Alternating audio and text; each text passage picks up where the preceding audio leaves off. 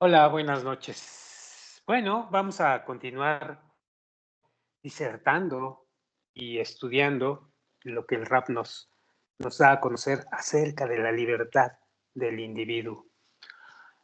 Con esto entramos a este tema que, bueno, está quedando claro que el ser humano por diversos factores, por absolutos factores, carece de esa libertad que nosotros podríamos percibir de elegir lo que nosotros queramos elegir. No es tan así. Creemos que elegimos, pero no es así. Entonces, si no existe la libre elección, ¿cuándo va a existir esa libre elección o no va a existir de plano? Esa es la pregunta lógica. Pero el rap, aquí a partir de esta disertación, nos dice que sí, sí puede existir la libre elección y la libertad del hombre. Y es lo que vamos a estudiar en esta pequeña sección que vamos a leer.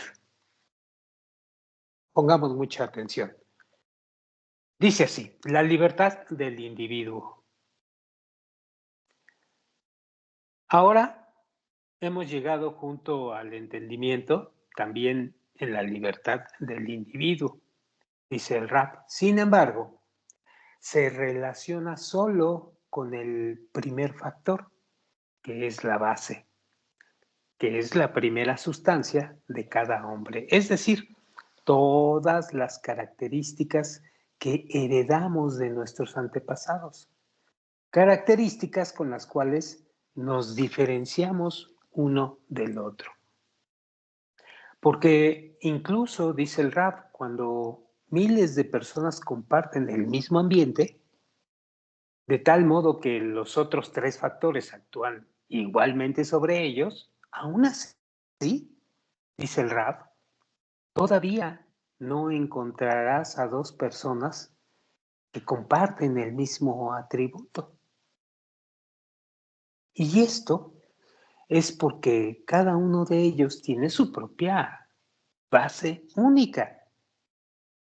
Se parece a lo que veíamos arriba, a la base del trigo, que aunque esto cambie mucho por el poder de los tres factores restantes, pues todavía conserva la forma preliminar del trigo y nunca va a tomar otra forma.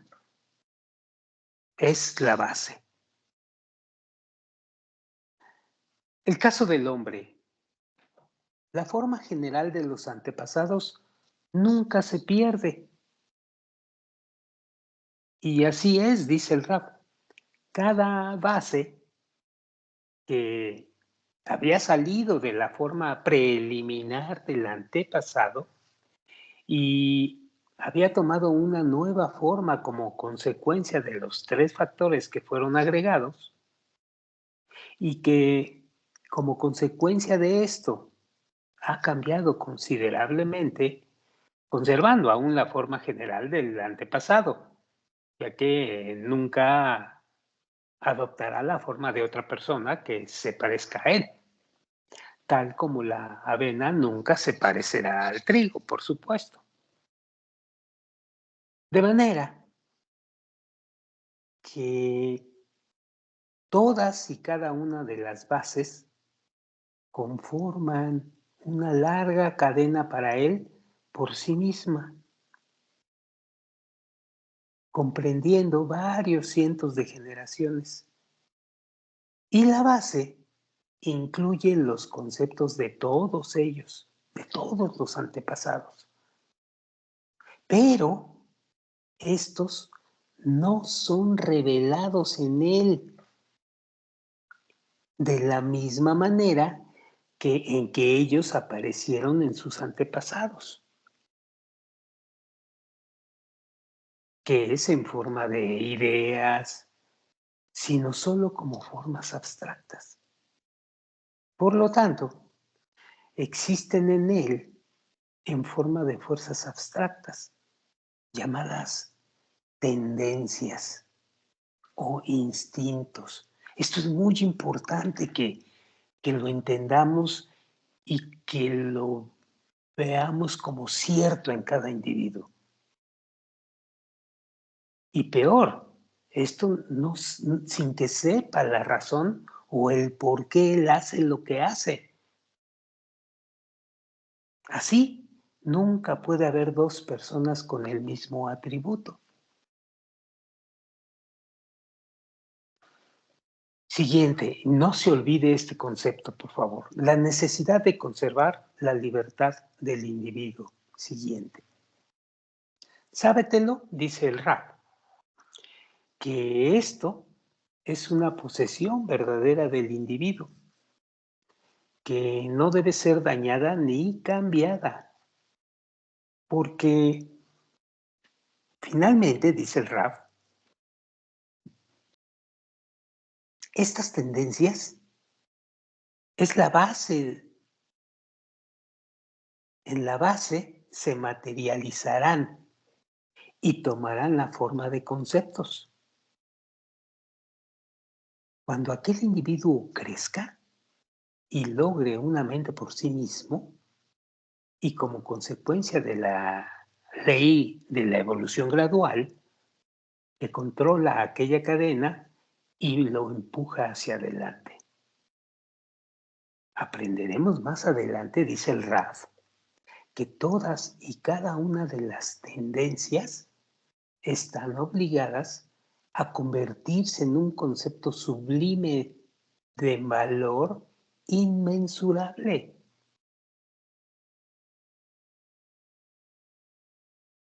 Resulta, dice el Raf, que quien erradica o sabe erradicar una tendencia de un individuo y la desarraiga, causa la pérdida de aquel concepto sublime y maravilloso del mundo, destinado para materializarse al final de la cadena. Porque aquella tendencia nunca estará otra vez en ningún otro cuerpo, sino solamente en ese en particular. Así entendemos que cuando una tendencia particular toma la forma de un concepto, esta no puede ser distinguido como bueno o malo, sino que tales distinciones solo pueden existir cuando son todavía tendencias o conceptos inmaduros y de ninguna manera son reconocidos así cuando toman la forma de conceptos verdaderos.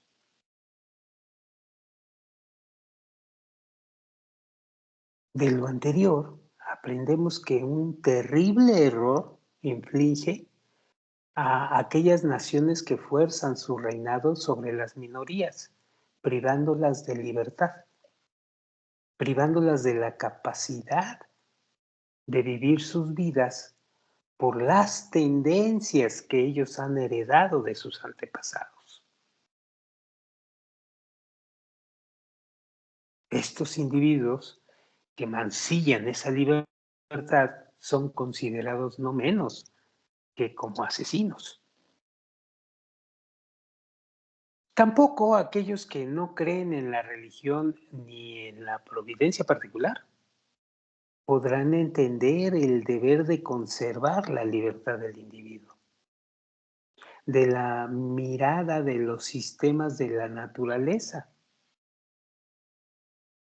porque podemos ver que cada nación que alguna vez cayó no fue sino debido a la opresión de minorías e individuos que por lo tanto se habían rebelado contra ella y la habían arruinado.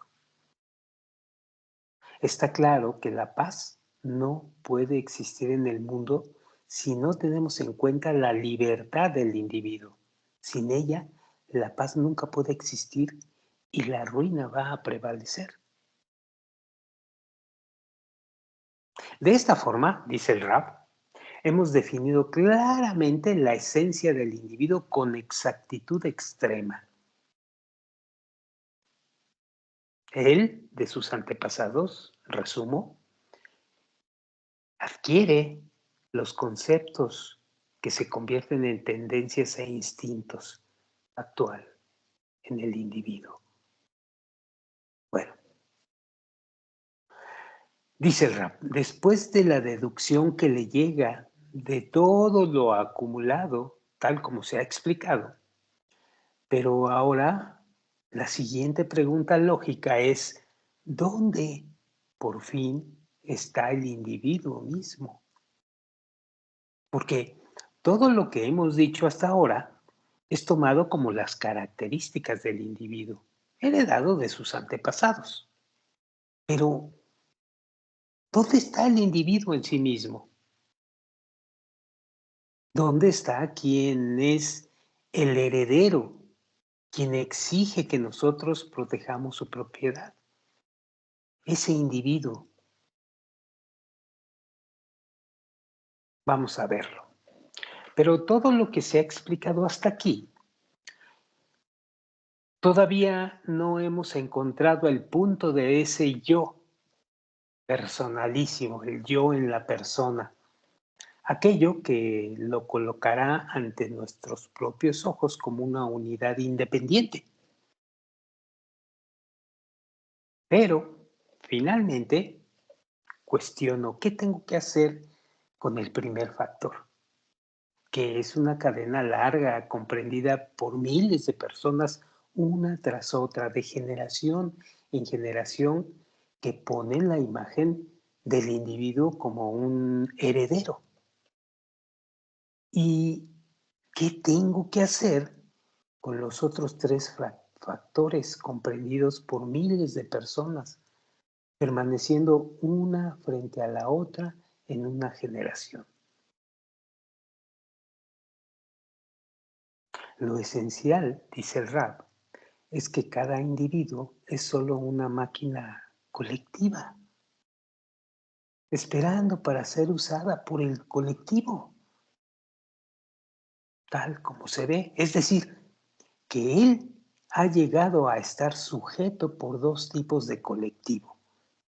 Uno, desde la perspectiva del primer factor, el hombre ha llegado a estar sujeto a un colectivo grande de generaciones pasadas, porque hereda todos los conceptos de sus antepasados y los convierte o se convierten aquí en tendencias e instintos para él. Entonces, viene de un colectivo, de un número de personas que se estacionan en él, digámoslo así. Y número dos, desde la perspectiva de los otros tres factores. El hombre finalmente ha llegado a estar sujeto a su colectivo contemporáneo, es decir, el individuo se desarrolla en un ambiente tal en relación a demás personas que ahora son familiares, amigos, en su trabajo y la gente que conoce y la gente que no conoce. Y eso también influye, como decíamos. Entonces, el individuo es colectivo, sí, de sus antepasados, pero colectivo actual.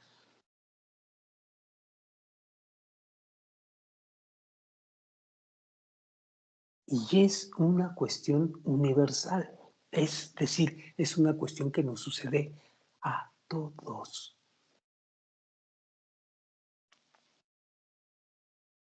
Y dice el rap, por eso hay muchos que se oponen al método natural anterior. Aunque ellos reconozcan su validez, toman en su lugar métodos metafísicos, el dualismo o el trascendentalismo, para crear de ellos una imagen de algún objeto espiritual, tal como se ubica dentro del cuerpo o del alma. Esta es, esta es esa alma que aprende y que maneja el cuerpo y que es la esencia del hombre, es su yo.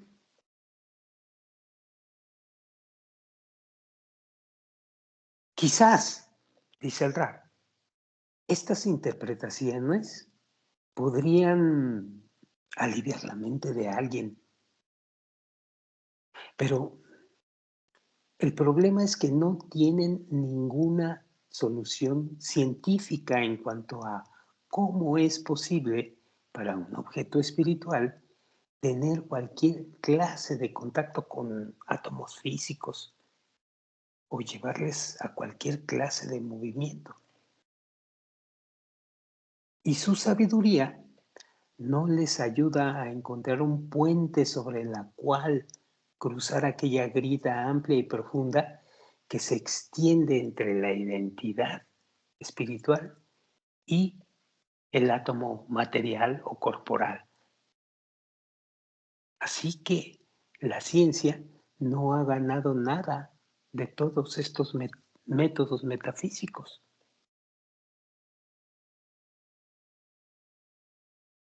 Siguiente. Y pongan mucha atención porque esto es muy importante. El deseo de recibir. Yesh Me'ain en hebreo. Existencia a partir de la ausencia.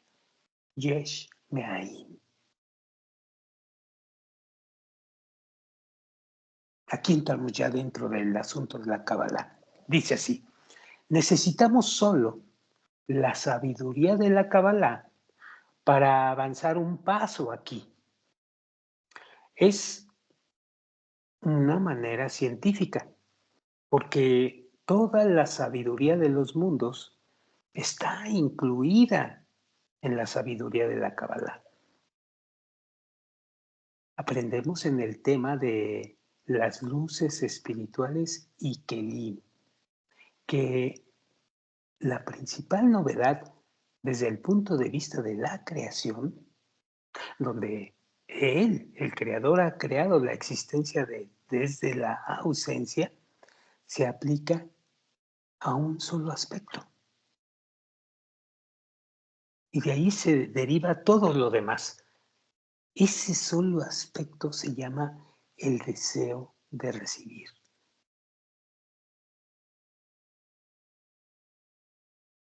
Todos los otros asuntos en toda la creación no son definitivamente la novedad, ya que ellos no son la existencia desde la ausencia, sino la existencia desde la existencia, yesh mi yesh. Es decir, que ellos directamente son extraídos desde su esencia, como la luz que se extiende desde el sol. Y aquí tampoco hay ninguna novedad, ya que la sustancia del sol se extiende en apariencia. Pero el deseo de recibir, sin embargo, dice el Rab, es la innovación completa. Nació completamente. Es decir, que antes de la creación tal cosa no existe en la realidad. Porque Él, el creador, el que creó todo en el universo, Él no tiene ningún aspecto del deseo de recibir.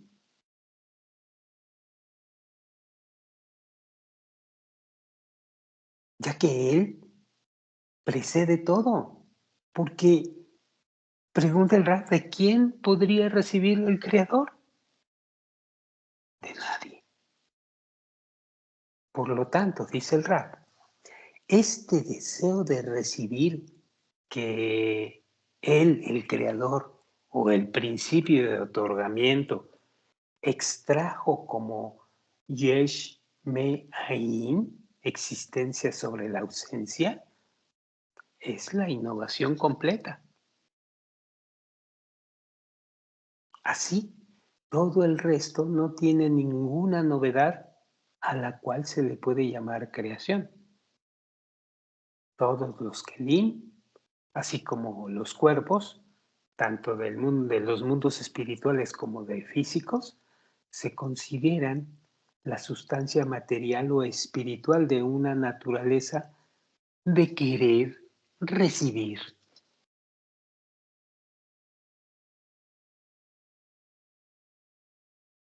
Aquí hay dos fuerzas en el deseo de recibir: la fuerza de atracción y la fuerza de repulsión.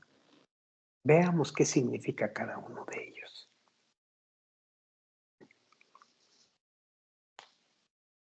Es necesario que se entienda aún más esto, dice el Rab.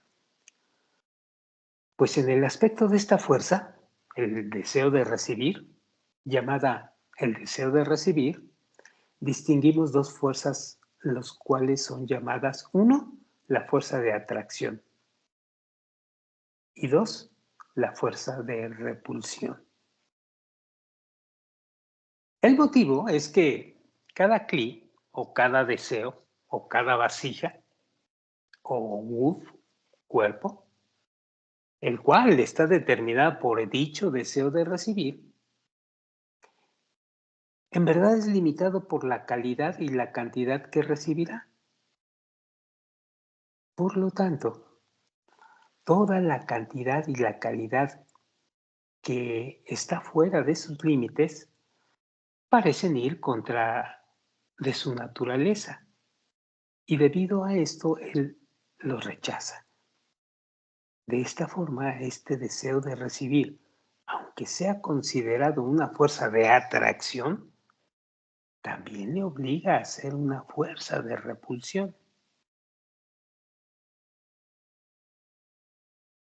Siguiente tema, una ley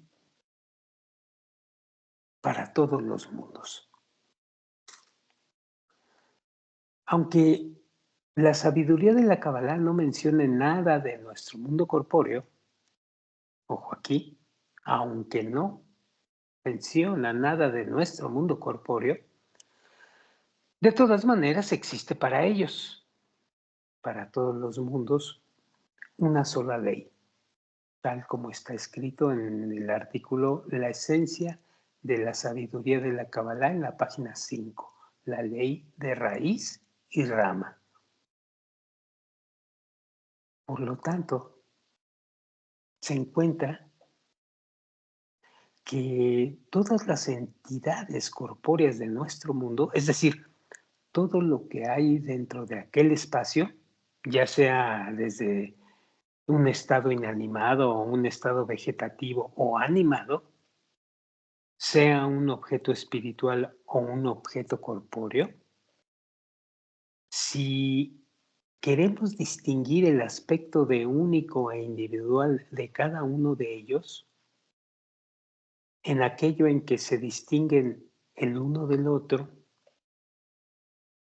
e incluso en la división más pequeña de las partículas, todo se reduce a no más que un deseo de recibir.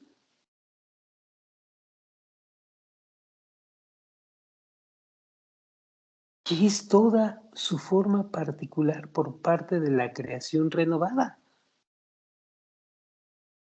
limitándolo tanto en cantidad como en calidad, ya que esta fuerza resulta la presencia de la fuerza de atracción y la fuerza de repulsión. Así está hecho el esquema, así está hecho el ser humano. Y es un asunto que debes de discernir profundamente y entenderlo para que lo puedas captar y puedas seguir caminando hacia adelante. Pero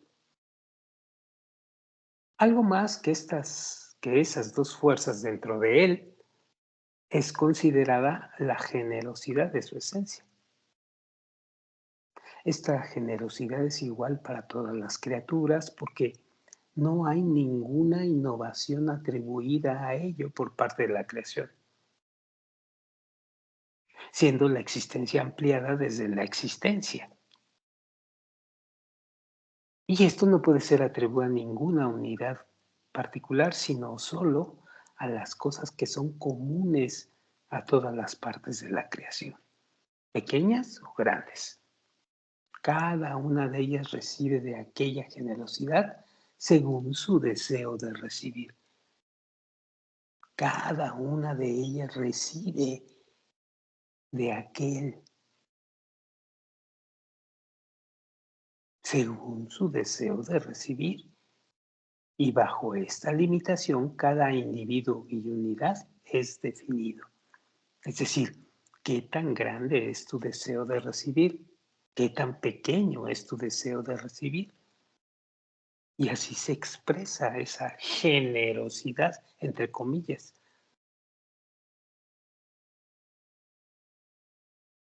Que te da. Y de esta forma, dice el Rab, tengo clara y científicamente probado el yo, es decir, el ego de cada individuo. El yo quiero recibir. Así me voy a definir ya en todo lo que se derive de aquí, de mi deseo por recibir. Mi ego me está formando, mi deseo de recibir me está formando ese yo.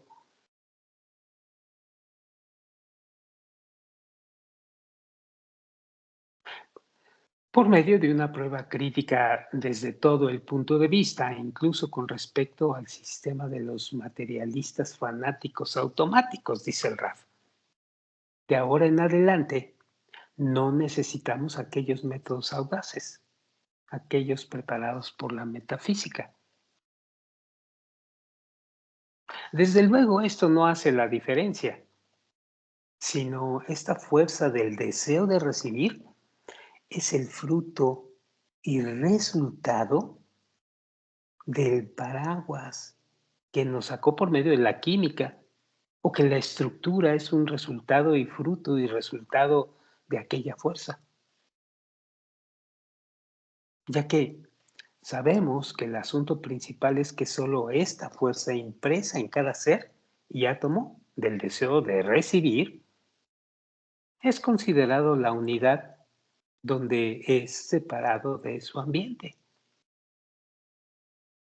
Esto es verdad tanto para un solo átomo como para un grupo de átomos llamado cuerpo, un hombre.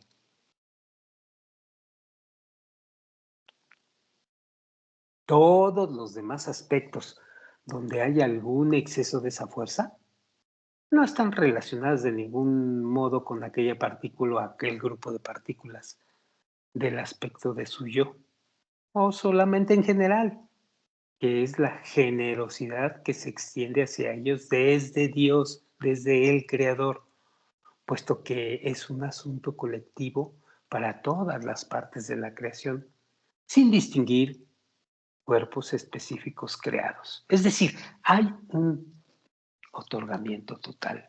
No importa el deseo de recibir si es grande, chiquito y de esta manera o de cual manera. Y ya ahora entendemos el asunto de la libertad del individuo, según la definición del primer factor al que llamamos la base, donde todas las generaciones anteriores, que son los antepasados de aquel individuo, tienen impresa su naturaleza. Y como hemos esclarecido, el significado de la palabra individuo no es sino las fronteras del deseo de recibir, generalizado, pero individualizado ya.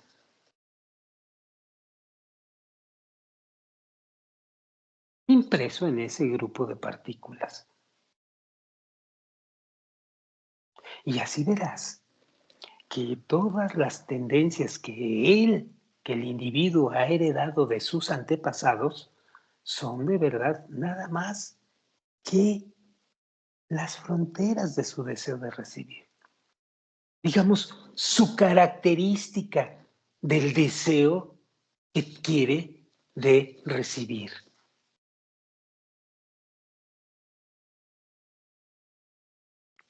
Del lado de la fuerza de atracción que hay en él adquiere atraer o del lado de la fuerza de repulsión que también se encuentra en él, la cual aparece ante nosotros como tendencias a la tacañería o a la generosidad, una tendencia de mezclarse o quedarse aislado, lo que fuese, como sea que es el individuo.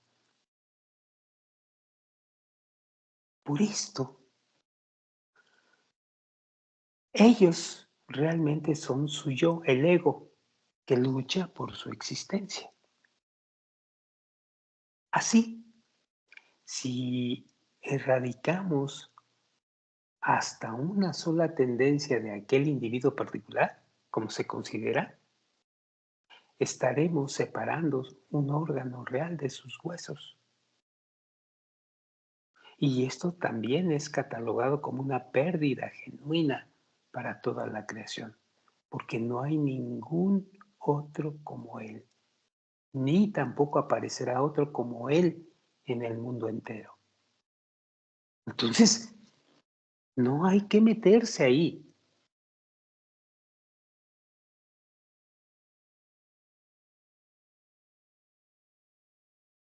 Hay que dejar que suceda.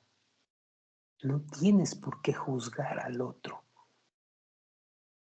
en sus tendencias e instintos, porque ahí va a haber una revelación posterior para ti.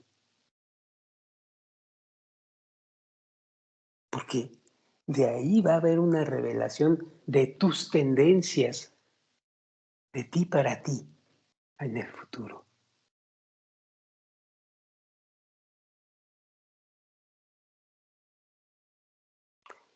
Bien, después de haber esclarecido a fondo el justo derecho del individuo según la ley natural,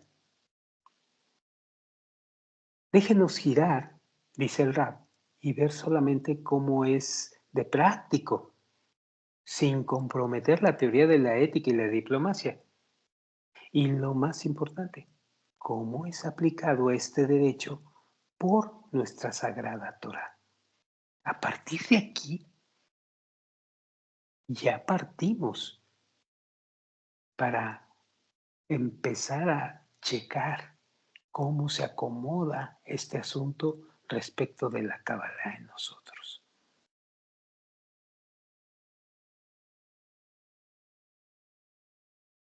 Sigo con la siguiente. Yendo con la mayoría. Es el siguiente subtítulo. Aquí las escrituras dicen, dice el Rab, yendo con la mayoría. Esto significa que en cualquier parte donde hay una discusión entre un individuo y los muchos, nos obligan a actuar según el deseo de los muchos, en vista que se ha interpretado que en los muchos tienen un derecho de expropiar la libertad del individuo. Pero nos encaramos con una pregunta diferente aquí, dice el Rab, aún más grave que la primera, ¿eh? ¿Por qué esta ley hace retroceder a la humanidad en vez de ayudarla a avanzar?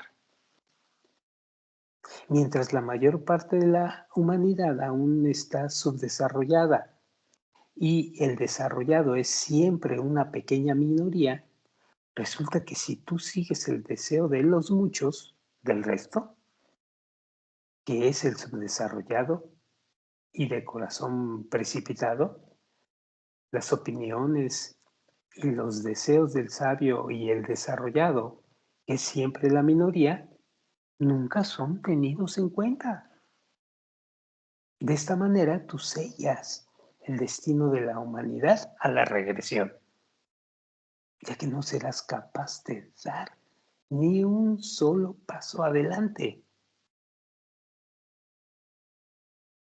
Aunque, como se dice en el ensayo de la paz, que ya lo veremos, cito, la obligación de atención con las leyes de la naturaleza, ya que la providencia nos ordena llevar una vida social, estamos obligados a observar todas las reglas que traten del sostenimiento de la sociedad. Y si subestimamos su importancia aún en pequeño grado, pues la naturaleza va a tomar venganza de nosotros, independientemente de si realmente entendemos la razón de la ley o no. Podemos ver que no hay ningún otro arreglo para vivir dentro de nuestra sociedad, excepto por la ley de yendo con la mayoría, la cual nos ordena cada discusión y tribulación dentro de la sociedad. Así, esta ley es el único instrumento que nos da el derecho de existir en la sociedad. Por lo tanto, está considerada como uno de los preceptos naturales de la providencia, debiendo ser aceptado y guardado meticulosamente, independientemente de nuestro entendimiento. Esto es como otras mitzvot u otros preceptos, los cuales corresponden a todas las leyes de la naturaleza y su providencia, que nos viene desde arriba hacia abajo. Ya he descrito, dice el Rab, cómo toda la obstinación que descubrimos en la conducta de la naturaleza en este mundo es solo porque se amplía y se toma de leyes y de conductas de mundos espirituales superiores. Y con esto entenderás también que las misbot o los preceptos de la Torá no son más que leyes y conductas puestas en mundos superiores, constituyéndose como las raíces para todas las conductas de la naturaleza en este mundo, como dos gotas de agua. Esta es la manera en que hemos probado que la ley de yendo con la mayoría es la ley de providencia y la naturaleza.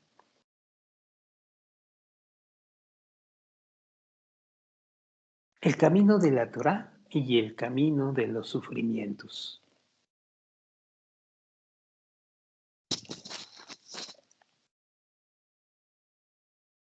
De todas maneras,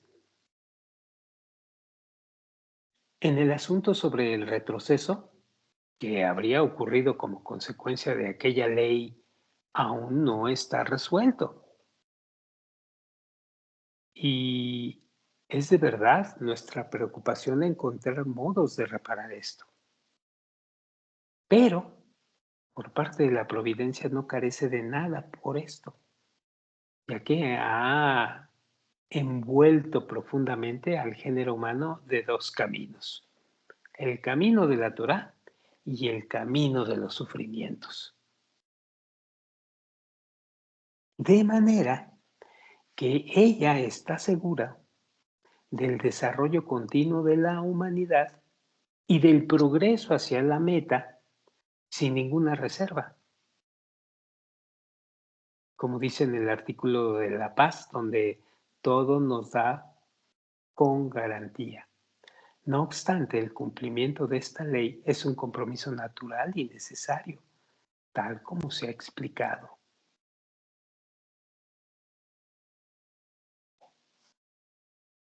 Así está elaborado el esquema, les repito, y no va a cambiar el esquema.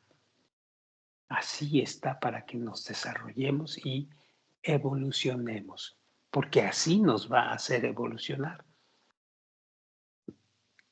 Este es el gran secreto de la misericordia que viene de arriba.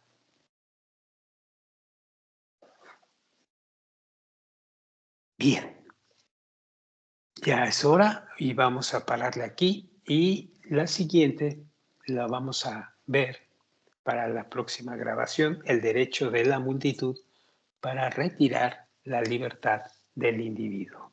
Esto lo vemos la próxima vez. Por hoy vamos a pararle aquí y les explico y les sugiero que volvamos a leer y releer varias veces este apartado, porque hay cosas que se van revelando dentro de cada lectura.